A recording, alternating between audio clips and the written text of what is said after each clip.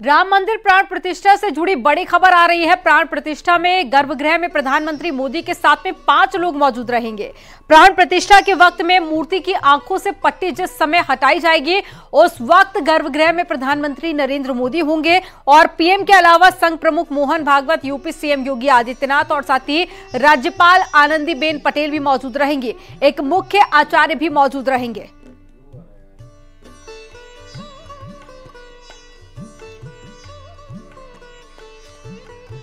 तो 22 जनवरी को मंदिर की प्राण प्रतिष्ठा होनी है और ऐसे में गर्भगृह में 5 लोग मौजूद रहेंगे। प्रधानमंत्री नरेंद्र मोदी और साथ ही मोहन भागवत रहेंगे, मुख्यमंत्री योगी आदित्यनाथ, राज्यपाल आनंदीबेन पटेल और साथ ही सत्येंद्र दास जो कि मुख्य पुजारी हैं। और ये 5 लोग गर्भगृह में मौजूद रहेंगे जिस वक्त पट्टी हटाई जाएगी और सबसे पहले प्रभु श्री राम को आईना दिखाया जाएगा ताकि सबसे पहले भगवान खुद को देख सके और उसके बाद में आम लोगों के लिए भी दर्शन की जो सुविधा है वो अगले दिन से शुरू की जाएगी। तो 22 जनवरी ये वो दिन जिसका सबको बेसब्री से इंतजार है। तस्वीरें और जानकारी हम हर एक आप तक पहुंचा रहे हैं कि राम मंदिर प्राण प्रतिष्ठा की तैयारियां कितनी जोरों पर हैं और एक एक जानकारी हम आपके साथ में साझा कर रहे हैं कि गर्भगृह में जब विशेष पूजा अर्चना होगी और पट्टी जब हटाई जाएगी तो 5 लोग मौजूद रहेंगे और वो 5 लोग कौन होंगे वो टेलीविजन स्क्रीन पर हम आपको दिखा रहे हैं। प्रधानमंत्री नरेंद्र मोदी, मोहन भागवत, योगी आदित्यनाथ, आनंदीबेन पटेल और साथ ही सत्येंद्र दास जो कि मुख्य पुजारी होंगे अयोध्या राम मंदिर के।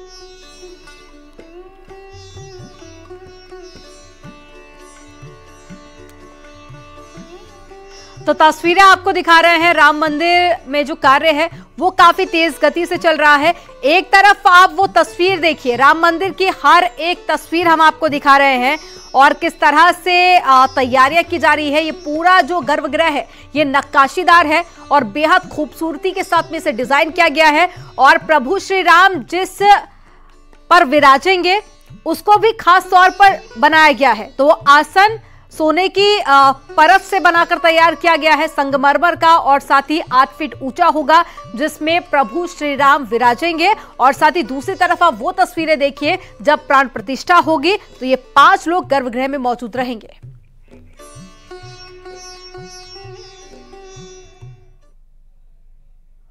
श्री राम नगरी अयोध्या में 84 कोसी परिक्रमा क्षेत्र में शराब की बिक्री को पूर्ण रूप से बैन कर दिया गया है। आबकारी मंत्री नितिन अग्रवाल ने इसके निर्देश जारी कर दिए हैं और परिक्रमा क्षेत्र से सभी शराब की दुकानें हटाई जाएंगी।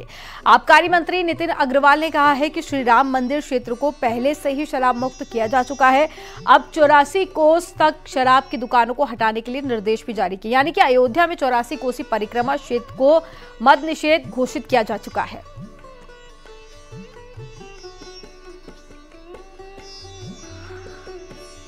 जो मंदिर क्षेत्र है वो तो पहले से ही मद्य निषेध क्षेत्र घोषित है और जो 84 कोसी परिक्रमा का जो पूरा क्षेत्र है उसको भी हमने मद्य निषेध क्षेत्र के रूप में हम उसको हमने करा है और जितनी भी पहले वहाँ दुकानें हुआ करती थी उसको सबको हमने वहाँ से हटवाया है और ये कह दिया है कि एक भी आबकारी की से संबंधित कोई भी दुकान उस 84 कोसी परिक्रमा के क्षेत्र में नहीं खुलेगी।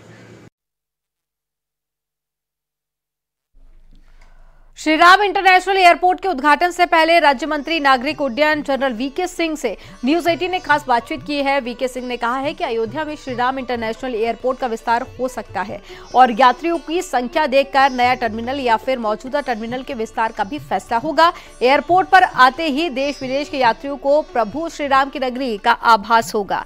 तो एयरपोर्ट के इंटीरियर पर खास फोकस किया गया है और दीवारों पर चित्रकारी प्रभु श्री राम और हनुमान जी की गाथा बयां करेंगे।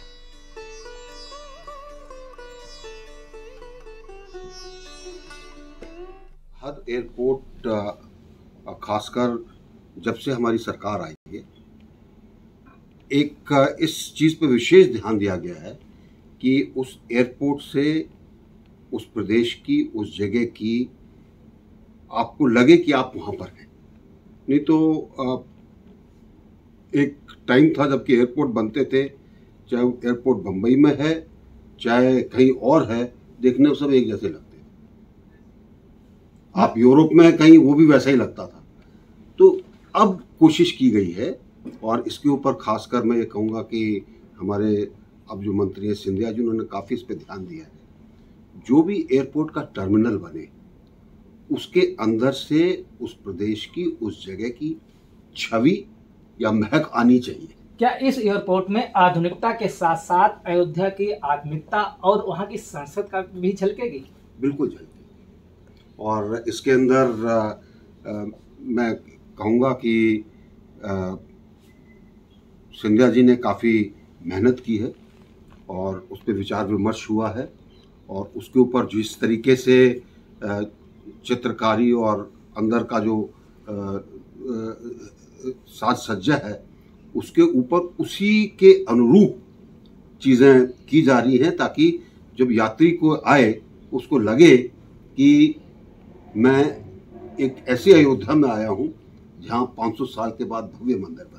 नव अयोध्या भव्य अयोध्या, इस थीम पर अयोध्या को सजाया जा रहा है, एक सनातन की वैश्विक नगरी बनाई जा रही है। इसको देखते हुए इंटरनेशनल एयरपोर्ट की क्षमता क्या है और आगे आने वाले दिनों में जाहिर है कि यहाँ की यात्रियों की संख्या बढ़ेगी, तो उसको लेकर क्या प्लानिंग है? देखिए, योजना बहुत सिंपल है। अभी हमने जो टर्मिनल बनाया है उसकी एक कैपेसिटी रखी गई है।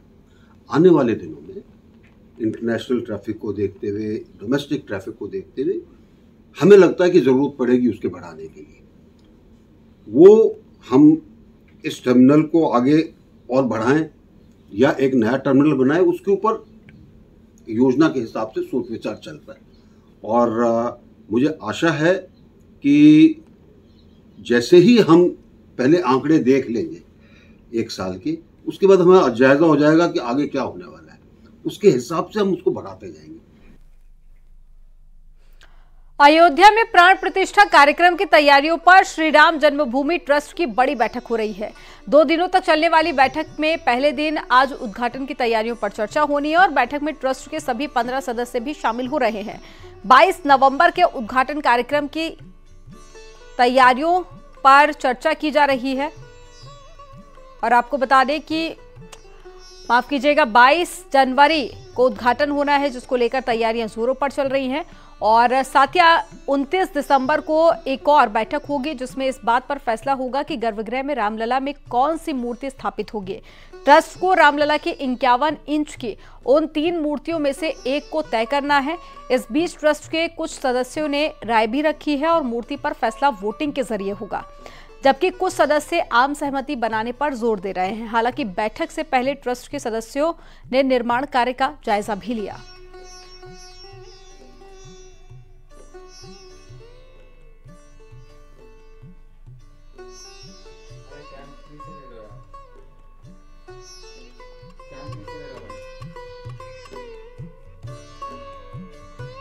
तो तस्वीरें आपको दिखा रहे हैं, 2 तस्वीरें आप देखिए। पहली तस्वीर आपको मंदिर के एक एक कोने की तस्वीर दिखा रहे हैं, किस तरह से भव्य और दिव्य ये राम मंदिर बनकर तैयार हो रहा है। अब साथ ही ट्रस्ट की टीम भी पहुंची, तो ऐसे में कारीगरों को निर्देश भी जारी किए गए हैं क्योंकि वक्त बहुत कम बाकी है। 22 तारीख को प्राण प्रतिष्ठा होनी है और टारगेट था कि दिसंबर तक ही पूरा कार्य कर लिया जाए।